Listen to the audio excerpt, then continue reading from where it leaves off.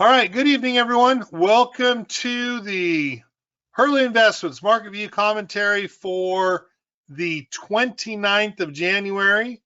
Last one of these we will do for the month of January. This one's going to be a long one. This one's going to be most likely an hour. And as I just made the comment, please download the 2024 stock valuation projections. I've got them in here and I've got them ready for you guys. And you should be able to see what I see and see where I think target prices could go for the stocks that we're looking and that are on our watch list for this year. A couple of them don't have anything, and that's because they don't have anything.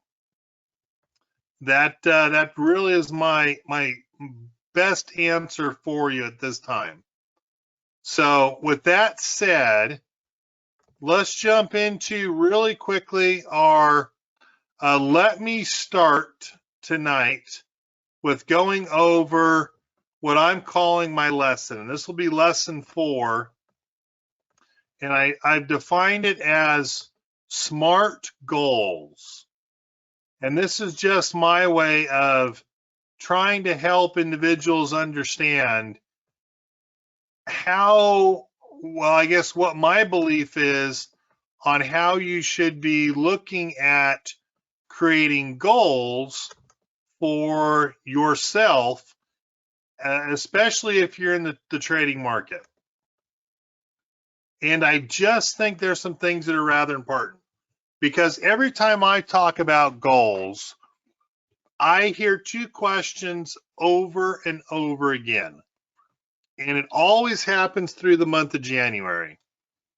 What do you think the market's going to do this year? And what are your goals for 2024? They're intertwined, but my goals are really simple. My first goal is a 7.75% return. That is always my first goal I'm trying to hit. It's because that equals the last 50 years S&P 500 average. So my first goal, no matter what the year is, my first goal that I'm trying to achieve is to hit the 7.75 return, which is the last 50 years S&P 500 average. Second goal is a 15% return, which is just doubling the 7.75. My third goal is a 20% plus return. And at this point, my money management changes to not losing this amount of gains. And it's always the same. Nothing changes as I create these goals for myself.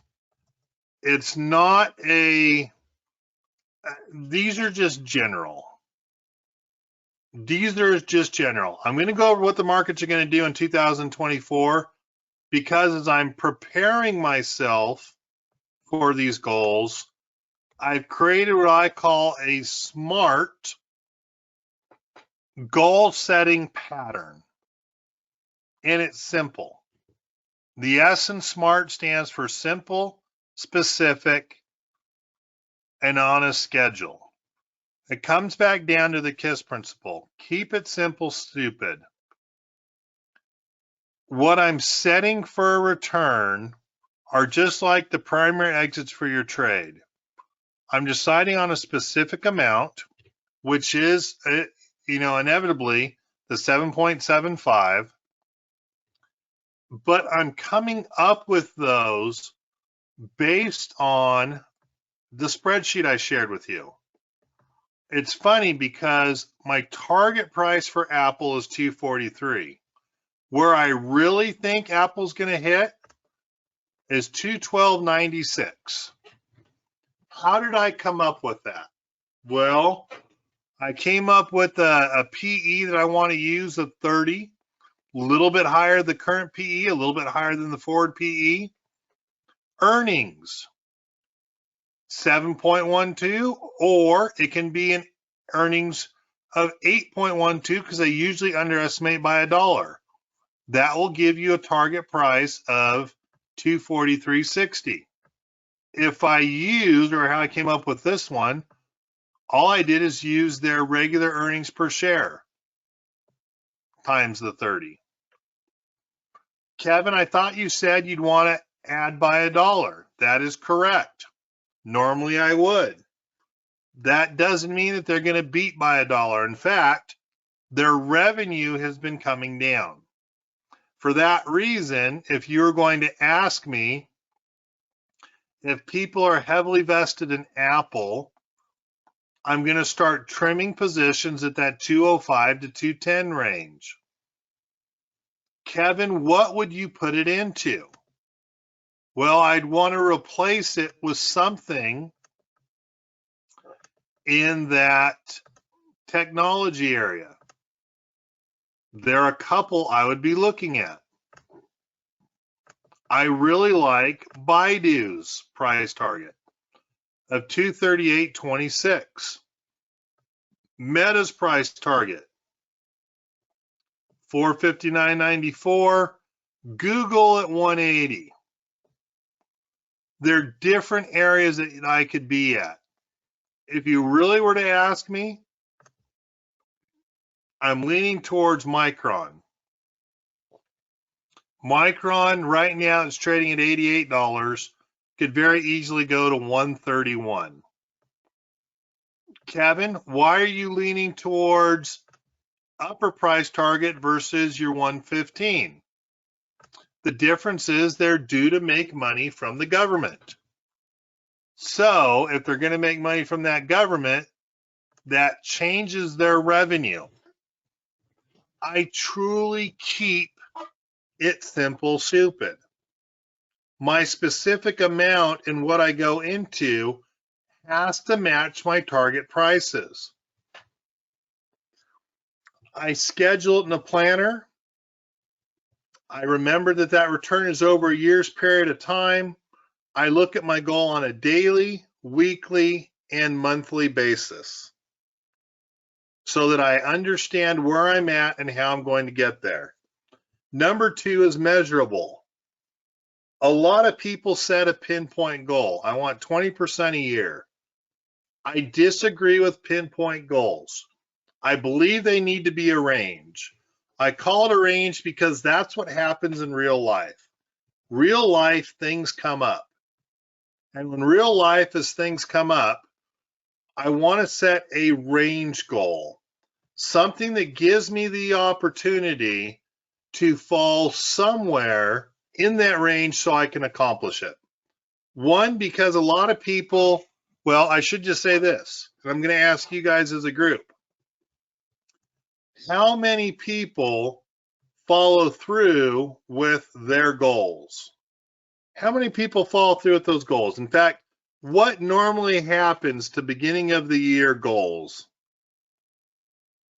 If I was to ask you, usually a lot of people start their goals, and inevitably what happens is you get discouraged. Your goal is maybe a pinpoint goal without a range goal where it seems unable to get to.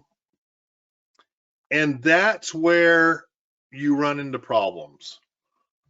3 is attainable. A lot of us create unattainable goals that are not goals, but they're dreams. They're a wish list. They're something that you just want to happen without understanding the effort or the process to get there. Want to be a better trader, want to be a full-time trader, want to be a stay-at-home dad, want to be a millionaire. This is a wish list. It's not a goal. It's not something that's attainable. A lot of times I hear people, especially this last month, I hear people talking to me and saying, hey, and the effort that it takes to get there or how to get there is unattainable. As of most recently, I've heard people changing their trading philosophy. I didn't meet the market returns last year. I didn't do this. It doesn't do this. The year before, they were all in. This is the best thing since sliced bread. I just spent 15 grand on this process. Blah, blah, blah, blah, blah. And next thing you know, they're now looking at creating a whole new methodology or following a whole new methodology. That is not attainable. It's not realistic, which is number 4, realistic and relevant. What you're doing has to be a proven methodology. And you have to understand that methodology. Sometimes it's not always the easiest. How do I say this? Sometimes it just sucks. Sometimes even when everything is supposed to align, it doesn't align. How realistic, how relevant was the goal? And have you ever hit it? Can you hit it? Again, it takes the work of spending time going through, putting the effort in. But it's a matter of putting that information in and doing the work.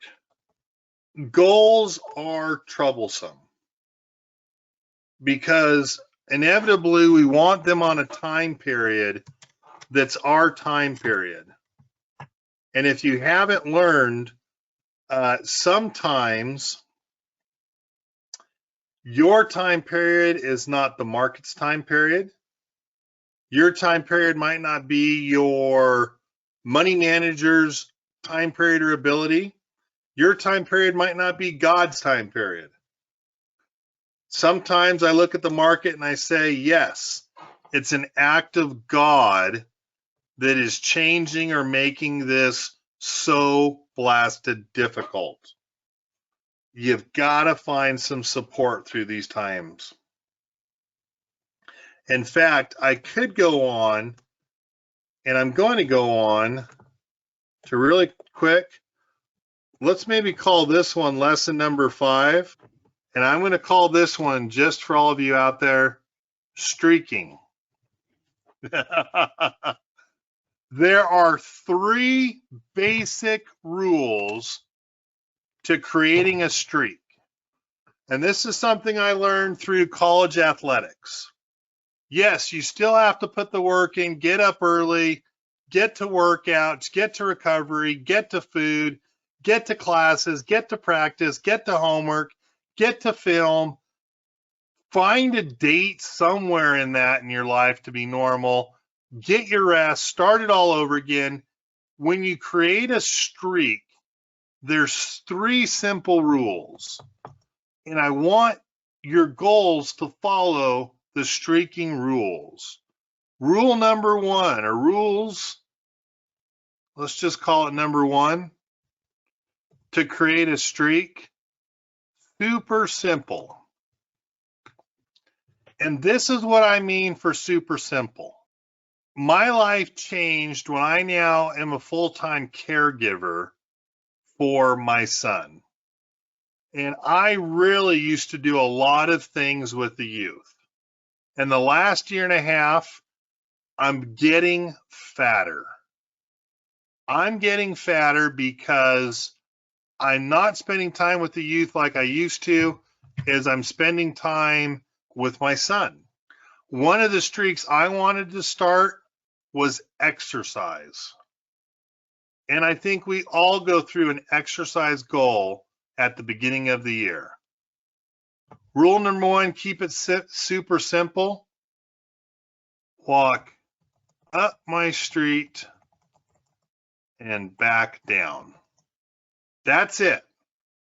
It's about 200 yards up. It's 200 yards back down. It is a quarter mile. But for me to start a streak where I can tell you every day for the last, it's not even 29 days, it's only 21 days for me. For the last 21 days, I have walked up my street and back down. Well, Kevin, you just got back in today. Yes, I spent the last week and a half traveling. Left last Tuesday, got back today. Every day, whether it was at my hotel, whether it is at my in-laws' house, whether it was in my Huntington Beach home, before I left today from Vegas, I walked up the street and back down the street. And my house, it's about a quarter mile. That is it for creating my streak. I am on a 21-day streak of walking up the street and down the street.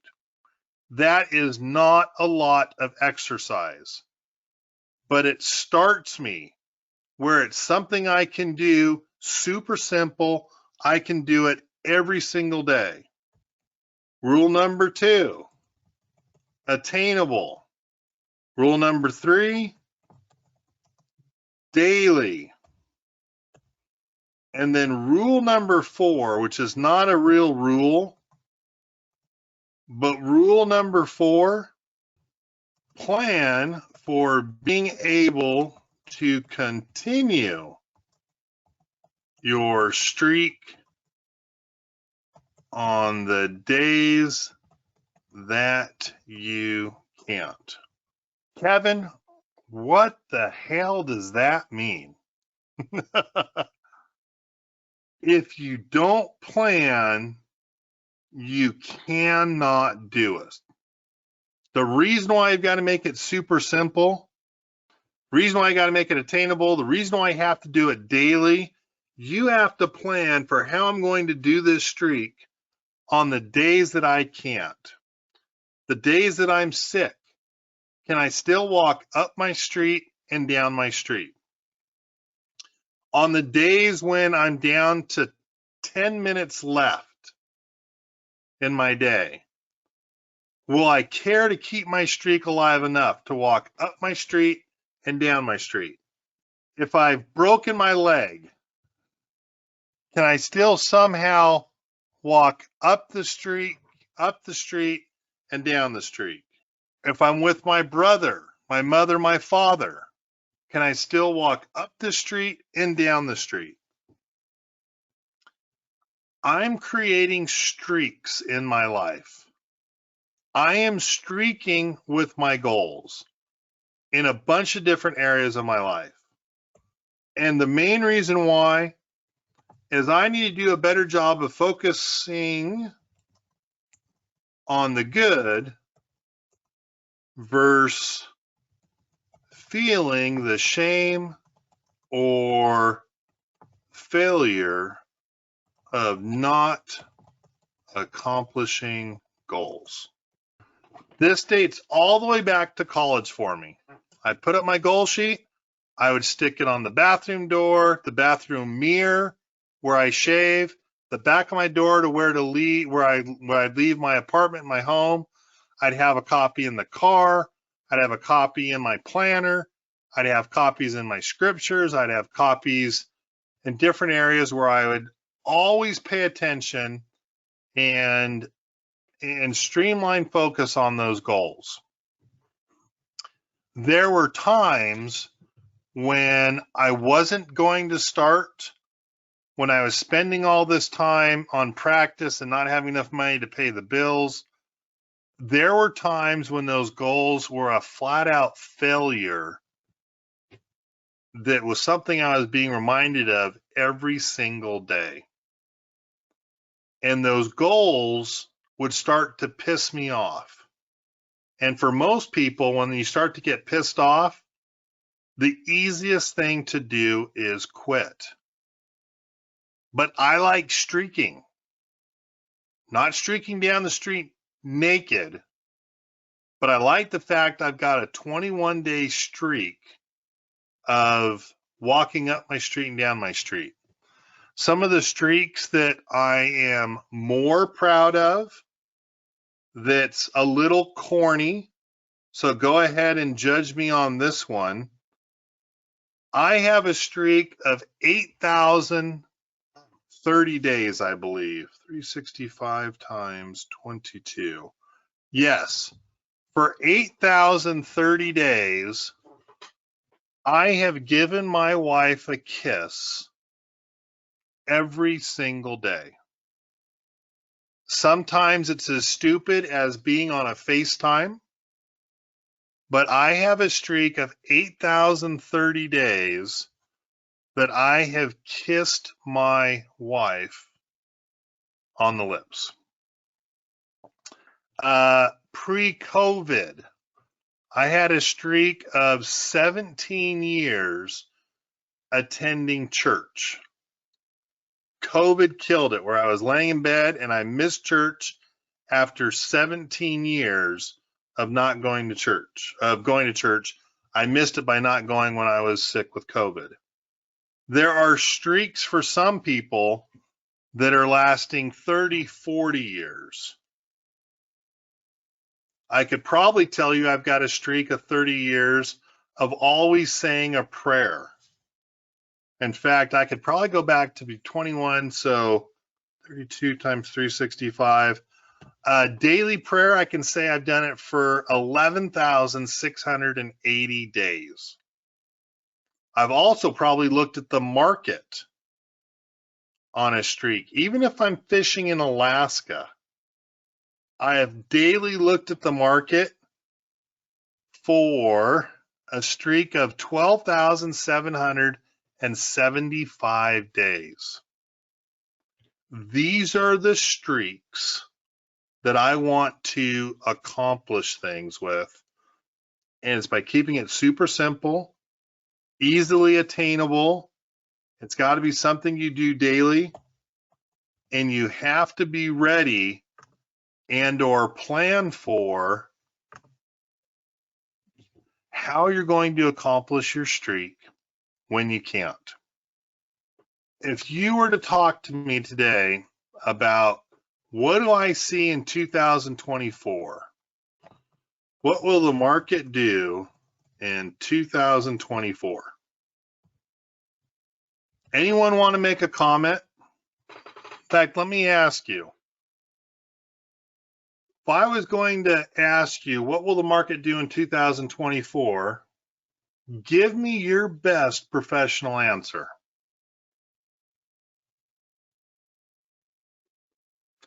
What will the market do in 2024?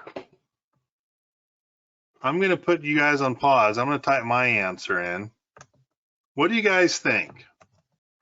All right, let me read some of the answers. Damn, I just broke my crystal ball. We should have an up year. You've been saying 7% or so because it's an election year. We should have an up year because we have a new president, quote unquote. That's an interesting one. We should have an up year because that doesn't make sense because we didn't have a down year last year. So I don't understand that comment. For me, it all depends on how many rate hikes we get from the FOMC. It all depends on easy money, which I found really interesting because it talks about it in the big picture. If we're going to travel in the future, look how things have changed already. The Fed funds futures market thinks the Fed will cut rates 5 times before the end of 2024, although it is a close call for as many as 6 rate cuts, according to the CME Fed Watch tool. But a 25 basis rate cut in March was a 83.3% probability last month. Now the rate is expected to be a rate cut of 47.4%. Does anyone think we're going to have a rate cut of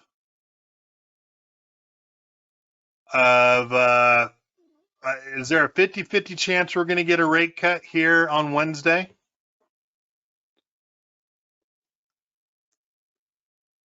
Not at all. Is there a 50-50 chance we're going to get a rate cut in March? I even say that's probably 25.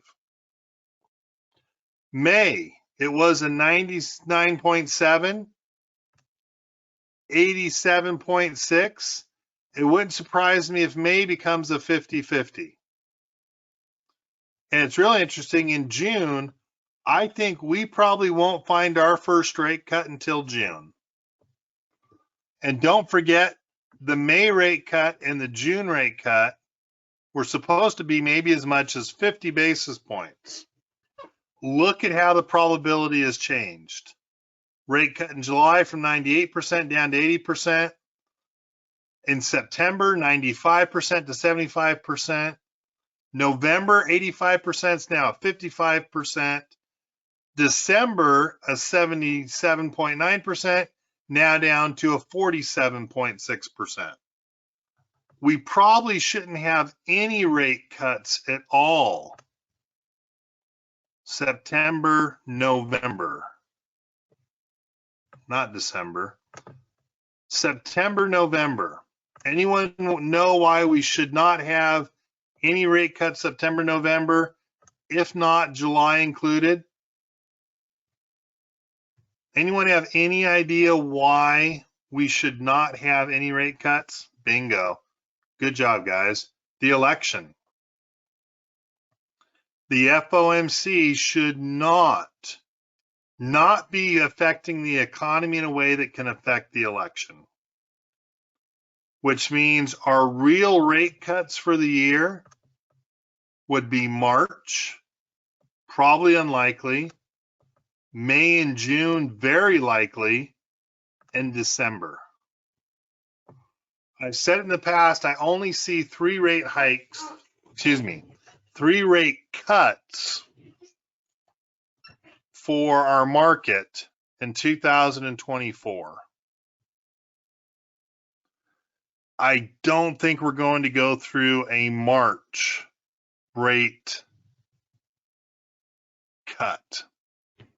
Anyone know what's looming that's causing an issue or a problem that we would not see a rate cut in March? Bill, you know, because you talked about it. Well, we talked about it. Anyone know what's happening that will probably not give us a rate cut in March? It is happening right now.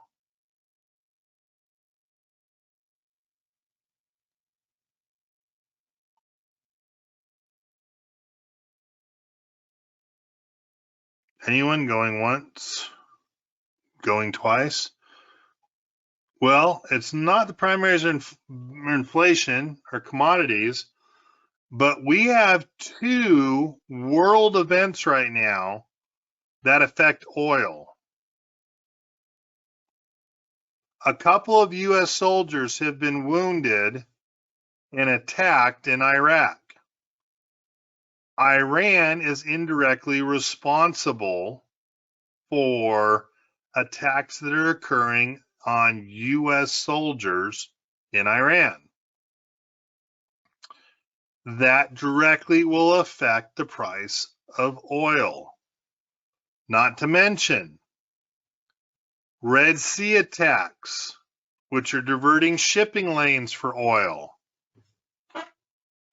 If we have one ship that is attacked that is not protected, and we lose, I forgot how many millions of barrels of oils an oil tanker can carry.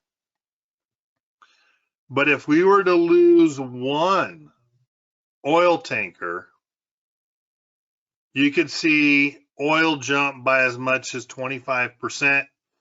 Brent at $80, $78 going up to maybe as much as 95 to 100. We have inflation. not coming down in some areas as quickly as it should. Rents are only down slightly.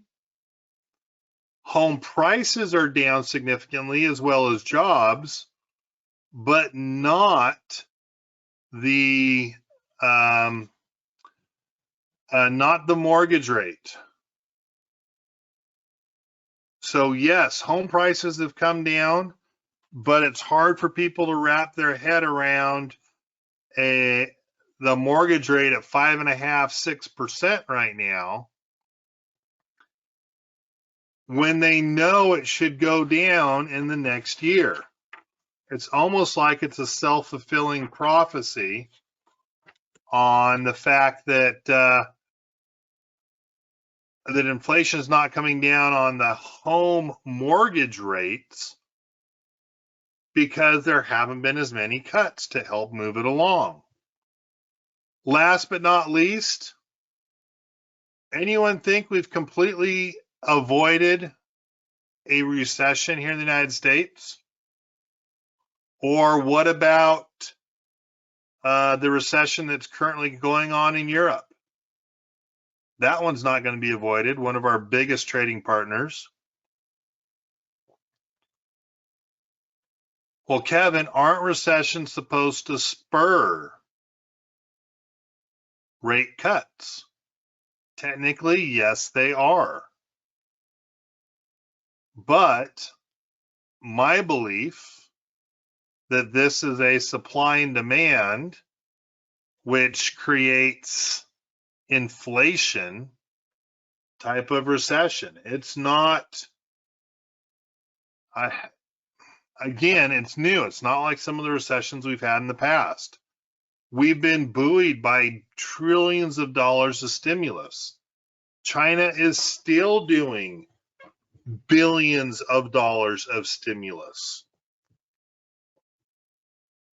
We haven't had the real growth. We haven't paid the real penalty of overpriced housing. In fact, if anything, the U.S. economy that's so based on supply and demand, that's so based on consumer spending, we can't unlock that money that we have had in our houses. For most people, their home, when I say most people, it's probably for 90%. I don't have the exact figures in front of me. It's been a while since I've looked at it. Most people's homes are their primary mode of capital gains.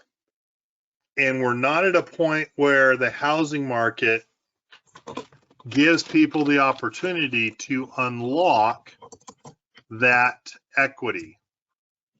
Well, Kevin, home prices are at highs. Yes, but it's high all the way across the board. It doesn't give people an ability to sell a house and go move somewhere cheaper right now. The rates are too high. We're spoiled. We're looking for rate hikes to reverse themselves and go to rate cuts this year. A lot of people are waiting for those rate cuts to kick in. We don't have the perfect storm for people to unlock equity and to grow their net wealth or their net worth for that matter. It's just not available. So what will the market do in 2024? Really, it all depends on the rate hikes. If you were to ask me, we'll probably have pretty stunted growth right now. Well, Kevin, we're already up like 2% for the year. I understand that. It's going to be tough. I'm not sure I see the catalyst for the growth this year. That's why I've gone to individual stocks. That's why I've gone to looking at positions where things can go higher, like Bank of America, like Disney, who's been held down for 3 years. Google L, Meta, I'm surprised. Meta, my call of the year will be Meta this year for things to go higher. I still like JP Morgan, Under Armour, 2.5 years ago, it was at $27. Good year for Under Armour to move higher. Probably the same thing for Target. Oils, we just talked about oils.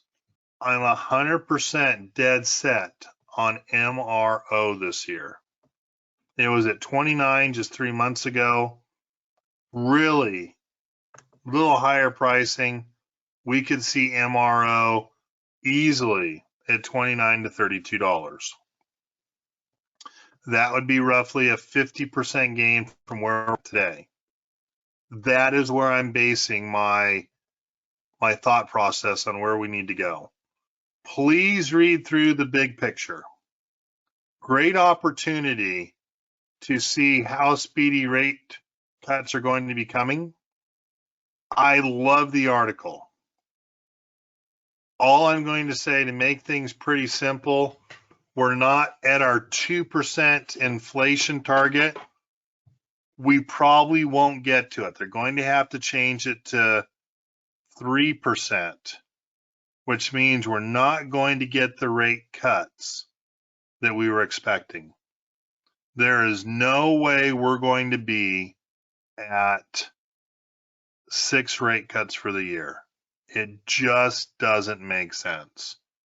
3 is where we're probably going to be at. Earnings, an important earnings. I put all the lists there, but earnings for us this week. Big ones coming up. Tuesday after the market close, Google, Microsoft, and Starbucks. We have General Motors tomorrow morning. Boeing on Wednesday morning with MasterCard after the market closes. Thursday, Siri in the morning, Barrett Gold in the morning, which will be an interesting one. Honeywell, Merck, Beazer Homes. We have Amazon, HubSpot, Meta, and Apple after the market closes on Thursday. Huge bellwethers in technology on Thursday. Friday, it's the oils, Chevron and ExxonMobil. The big oils for Friday. We are in an earnings cycle that'll run our futures for us. ADP employment on Wednesday. We do have the FHFA market index on Tuesday. We also have consumer confidence. And we also have the Case-Shiller. Boy, I really should have put this in. So that's Tuesday. Consumer market and consumer confidence, home indexes and consumer confidence. Wednesday, FOMC meeting and the ADP employment. Nothing will probably happen tomorrow or Wednesday. We will have pretty flat market days till we get more direction from the FOMC. That's going to push our markets. Yes, we were up nicely today. Expect that to be tempered down, as I heard on both Bloomberg and CNBC. We're probably going to be disappointed with obviously no rate hike now, and they will push the ability to not have to do a rate hike in March.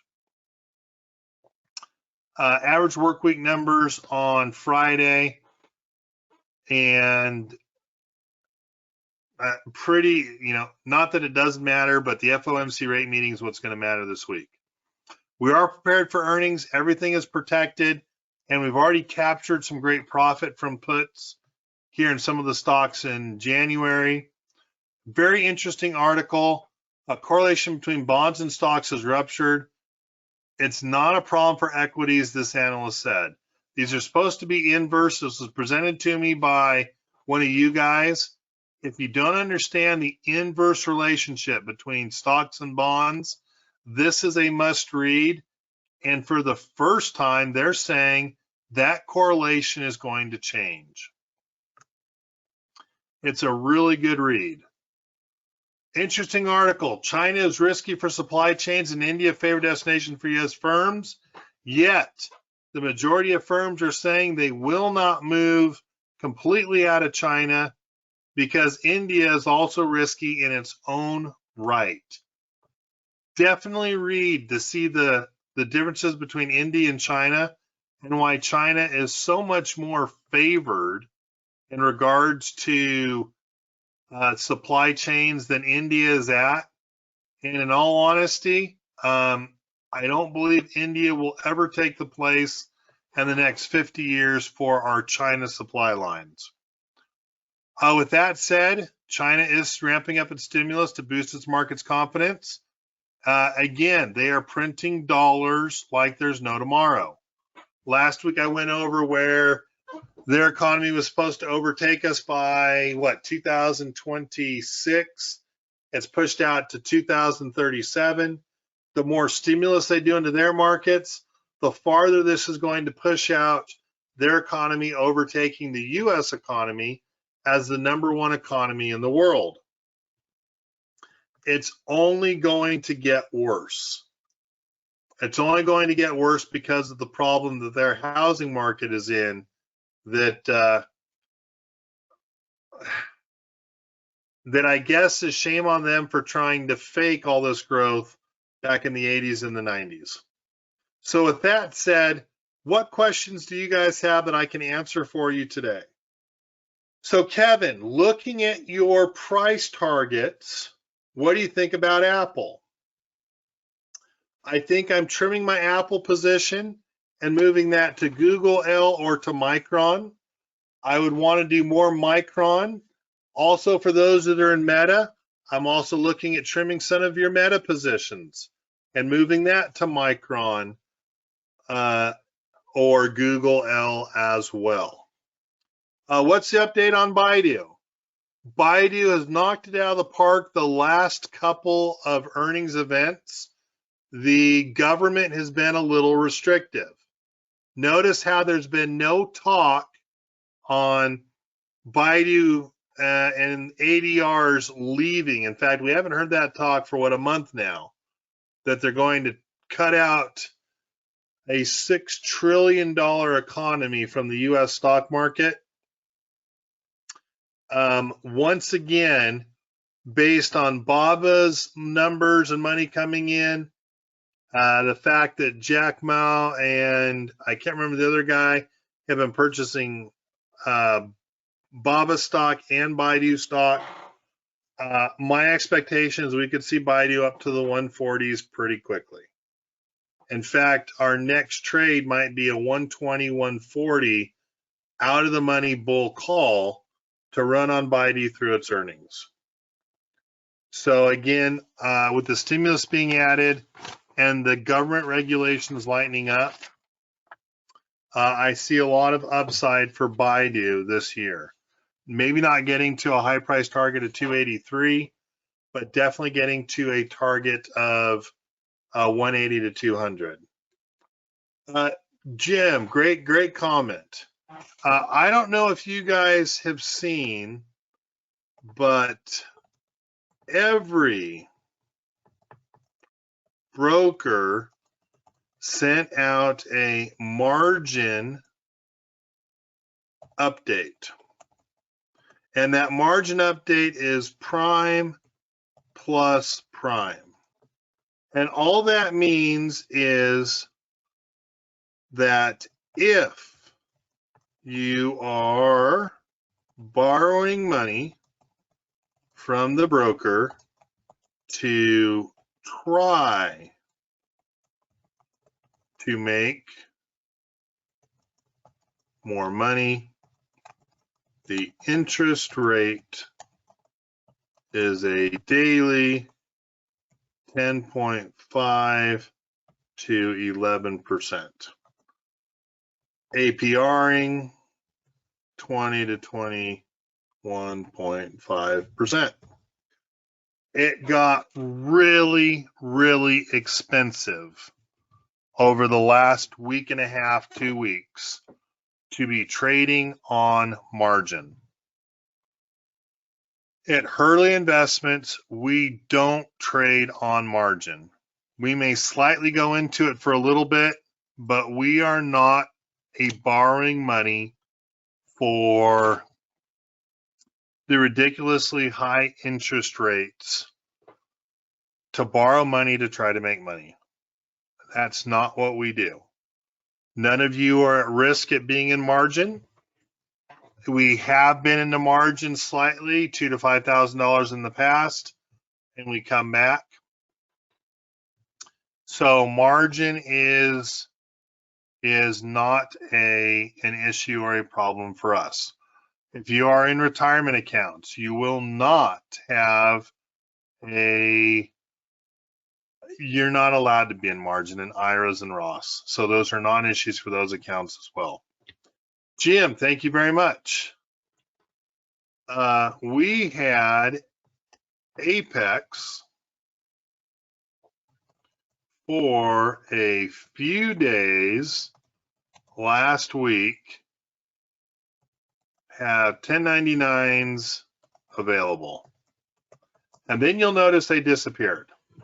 So short answer, 1099s, if you have received one from Schwab via the mail, you can throw it away. You may notice that 1099s came from 2022, even though they should have been for 2023. More so, they were not accurate. Schwab had a programming error, and some things were not maybe reported correctly to the clearinghouses. That affects us in Money Block because at times we had transfers come over from Schwab. Everything I saw and calculated was correct, but plain and simple, by law, the brokerages are required to have the 1099s, whether the 1099s are for withdrawals, 1099Qs, 1099 miscellaneouses. They're all expected to be done by the 31st. You should be able to check your account at Money Block on February 1st, and you shall see tax documentation there. If there's any problem picking up that tax documentation, give myself or Keeve a call, and we will work with you to get it out to you immediately. But by law, they're supposed to be done by the 31st, which means Thursday of this week, you should be able to log into Money Block on the 1st of February, and you'll see your tax documentation there. As we went through accounts, we did the best we could to make a very slight gain for last year, if not find last year to be a slight loss on your 1099s. So we were making sure, doing our research on your accounts, that you're not getting hit with a big tax bill for last year. Great question, Jim. Thank you very much. If you downloaded a 1099 through last Tuesday, Wednesday, Thursday, or again received a 1099 from Schwab, you can throw all those out. Schwab will be sending out new 1099s that will be in the mail on February 1st, or you can download them from the websites from Money Block or Schwab on February 1st, this Thursday. Any other questions? Kohler, did that answer your question on the margin? And Bosserman, did that answer your question for 1099s? Both of those I actually had down that I was supposed to talk about. So thank you for mentioning those. Okay, yes. One last question. I don't know. For the last 2 weeks, we have had the signal that Meta is overbought. So of course it's basically gone from 372 to 400. That's why we put 390s on most recently, because it was hovering. Every time it touches that overbought, we lost $22 there. Last time it touched over here, we basically lost $25 there. $330 down to $50 here. Yes, we know that Meta is overbought and that we're expecting it to fall down. We will most likely be rolling 390s up to 400s to protect it. We also think this might be a great time to cash in some of your Meta profits. But other than a pre-earnings run, I don't have an answer why Meta keeps going higher unless they have really good numbers that are being leaked for their earnings that comes up on Thursday after the market close.